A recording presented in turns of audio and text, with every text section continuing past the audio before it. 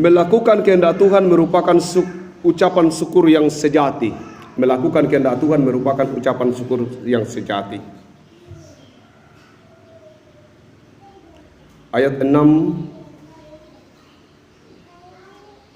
sampai 11 itu menarik untuk kita terus baca berulang-ulang. Banyaklah yang telah kau lakukan ya Tuhan Allahku, perbuatanmu yang ajaib dan maksudmu untuk kami, tidak ada yang dapat disejajarkan dengan engkau. Aku mau memberitakan dan mengatakannya, terlalu besar jumlahnya untuk dihitung. Begitu kata pemazmur, terlalu besar untuk dihitung, terlalu besar jumlahnya untuk diceritakan. Aku mengabarkan keadilan dalam jemaah yang besar, bahkan tidak kutahan bibirku. Engkau juga yang tahu ya Tuhan, tidak kutahan bibirku. Keadilan tidaklah kusembunyikan dalam hatiku. Kesetiaanmu dan keselamatan daripadamu ku bicarakan. Ku bicarakan. Kasih dan kebenaranmu tidak kudiamkan. Ku bicarakan, tidak kudiamkan, terlalu besar untuk kuceritakan. Melakukan kehendak Tuhan merupakan ungkapan syukur sejati. Jemaat yang dikasihi Tuhan, sekarang bukan lagi waktunya untuk membaca firman. Kalau ada apa-apa, tunggu dulu. Baca Angguri dari Matius begini. Ada apa-apa, tunggu dulu. Ada dalam Alkitab itu. Saya buka dulu nih, saya bacakan kok.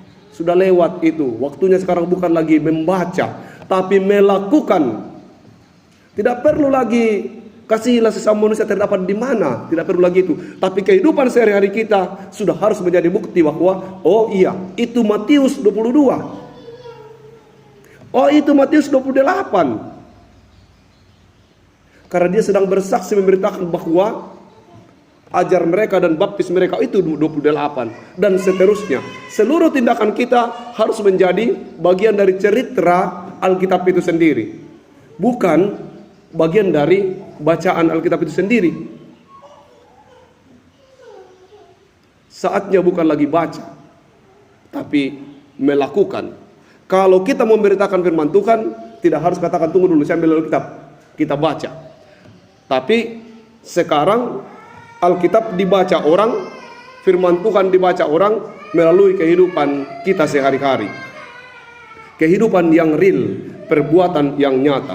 Makanya jangan diamkan. Jangan diamkan kasih dan kebaikan Tuhan dalam rumahmu. Ceritakan kepada orang. Itulah beberapa kali saya ditanya, pendeta, bagaimana kalau kita ada berkat Tuhan tapi rasanya tidak enak kasih masuk di gereja, bilang ini persembahan syukur atas ini. Kasih masuk supaya orang bisa mendengar cerita bahwa Tuhan sedang melakukan perkara yang besar di beberapa kehidupan orang yang lain. Mari kita menceritakan kemurahan Tuhan. Itulah kesaksian hidup. Banyak orang, saya ini diberkati Tuhan Pak Pendeta, betul. Saya betul-betul sangat dikasihi Tuhan. Tetapi ceritanya tidak sampai ke tetangganya. Ceritanya tidak sampai ke jemaatnya. Apalagi mau dipertanyakan ceritanya sampai tidak di sekolah, bahwa dia adalah orang yang diberkati Tuhan. Mari kita belajar untuk menceritakan bagaimana kemurahan Tuhan dalam hidup kita. Itu penting. Penting sekali bahwa kita tidak lagi dituntut untuk menghafal. Itu penting juga, menghafal banyak ayat-ayat Alkitab. Tapi jauh lebih penting itu melakukan banyak ayat-ayat Alkitab.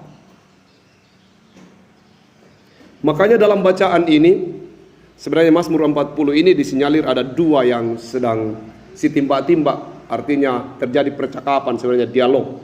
Tetapi kita lebih fokus kepada Daud. Dia mau berkata bahwa betapa tidak bisa diam. Tidak bisa diam.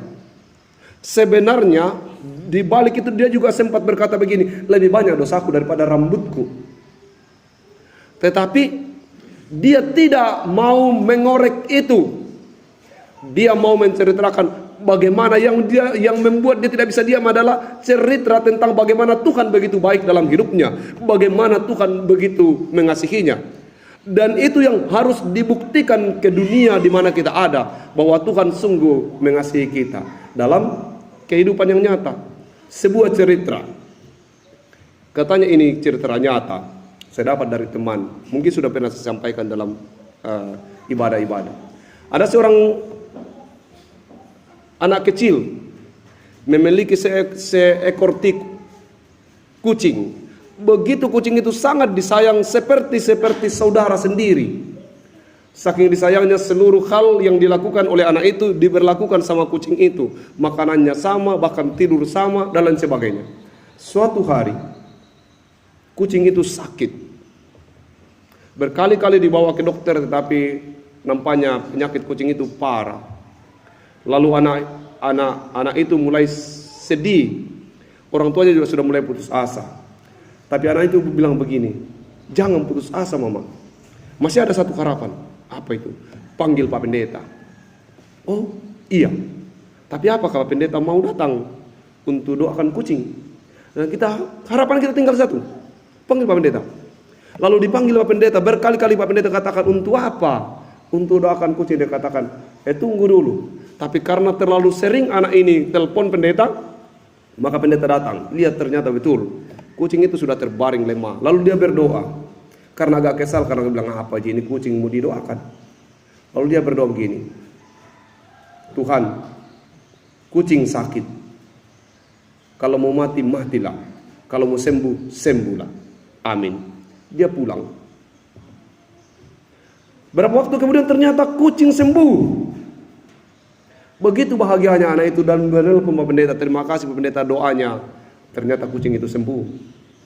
Tidak berapa lama waktu kemudian, namanya cerita, pendeta sakit. Itu diinformasikan ke seluruh jemaat.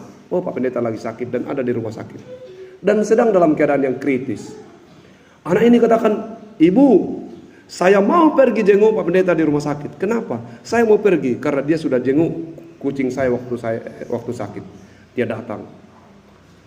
Lihat Pak Pendeta sudah tidak berdaya. Lalu kemudian dia bilang, Pak Pendeta, kita berdoa.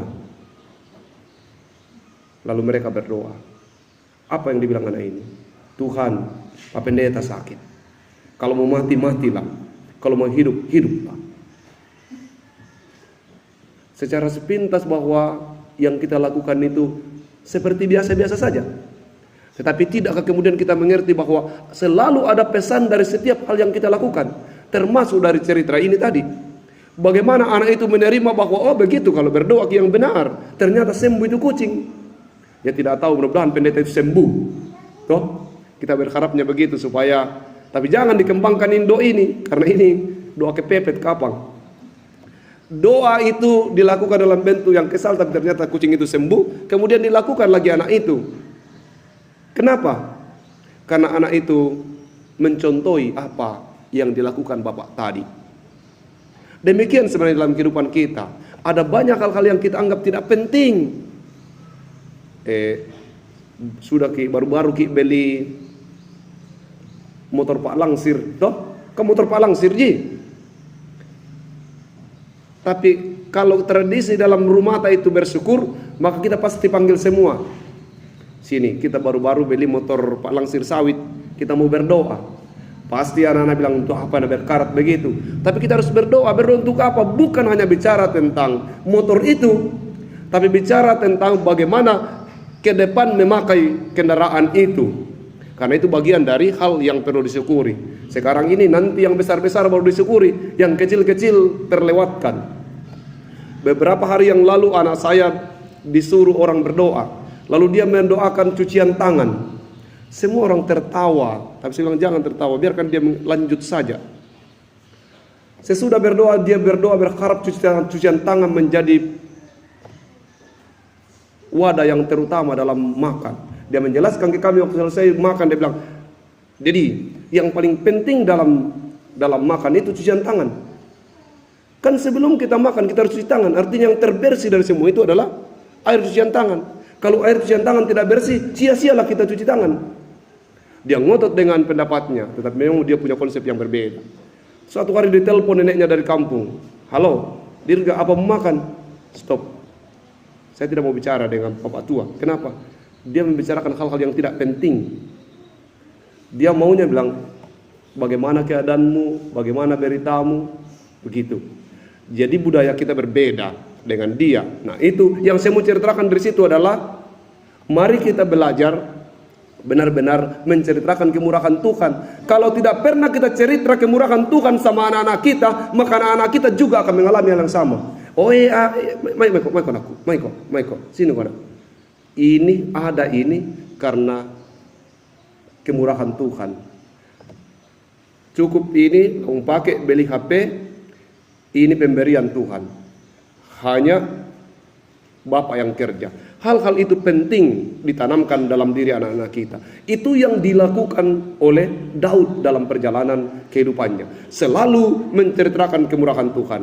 Kiranya tahun ini adalah tahun yang baru, tahun rahmat Tuhan. Jangan pernah berhenti menceritakan kebaikan Tuhan. Ceritakan kebaikan Tuhan kepada keluarga kita, kepada orang lain. Sehingga dengan begitu orang sudah bisa mengatakan, oh dia sedang mengerjakan Matius 22. Dia sedang mengerjakan Matius 28. Dia sedang mengerjakan hukum Tuhan yang kesekian. Itu tidak perlu lagi membuka Alkitab, tapi kitalah Alkitab yang terbuka. Tahun ini bukan tahun baca, tahun ini tahun kerja untuk kita. 2023 kita harus melakukannya. Lakukan seperti pesan dalam Natal Ibu. Kalau Anda istimewa, tunjukkan keistimewaanmu. Kalau Anda orang percaya, tunjukkan di mana kualitas kepercayaanmu. Buktikan di mana dan bagaimana kau bertutur kata dan berbuat. Tuhan menolong kita. Mengucap syukurlah dalam segala hal. Setiap hal yang kita dapatkan, kita syukuri. Setiap hal yang kita temukan, kita syukuri. Setiap hal yang terjadi dalam hidup kita ini, kita syukuri, lalu kemudian berserah kepada Tuhan. Hidup saja setiap hari wajib disyukuri. Semoga tahun ini bibir kita tidak bisa tertahan untuk membicarakan kasih setia Tuhan.